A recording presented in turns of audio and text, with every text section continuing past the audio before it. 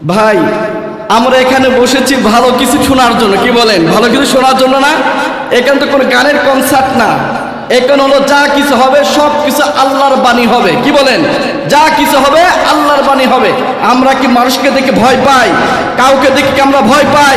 আমরা ভয় পাবো কাকে বলেন তো? আল্লাহকে। কাকে ভয় পাবো? আল্লাহকে। আমরা যদি আল্লাহকে ভয় না করি, যদি দুনিয়ার মানুষকে ভয় করি, আজকে সাধারণত একটা কথা মনে রাখবেন, আজকে আমরা যতটা সাপকে ভয় পাই, যতটা আজকে বাঘকে ভয় পাই, যতটা আজকে বিষাক্ত জানোয়ারকে ভয় পাই, এই ভয়টুকু যদি আমরা আল্লাহকে করতাম, তাহলে খোদার কসম করে বলে গেলাম আমাদের এই বাংলার জমিনে অশান্তি আসতো না। জোরে বলেন ঠিক কিনা? আমাদের বাংলার জন্য অশান্তি থাকতো না। আমরা শুধুমাত্র দুনিয়াবি আজকে জানোয়ারদেরকে ভয় পাই, মানুষ নামের জানোয়ারদেরকে ভয় পাই। আমরা যদি আজকে আল্লাহকে ভয় পাইতাম, আমাদের ভয় হতো ওয়াত্তাকুল্লাহ। আমাদের মনের মধ্যে কার ভয় থাকতে হবে বলেন তো? আরো জবান ছেড়ে দেন, কার ভয় থাকতে হবে?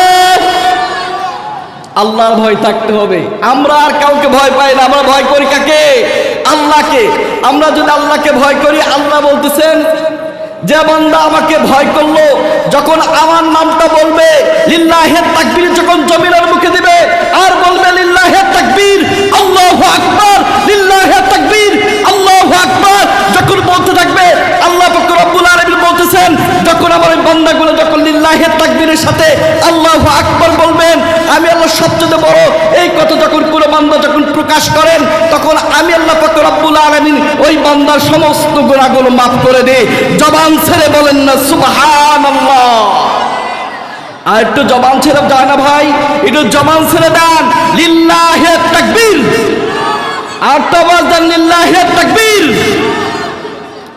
আমরা কাউকে দেখে ভয় পাই? আমরা কাকে করে ভয় পাবো বলেন? আল্লাহ করে আমরা ভয় পাবো কাকে বলেন? আল্লাহকে।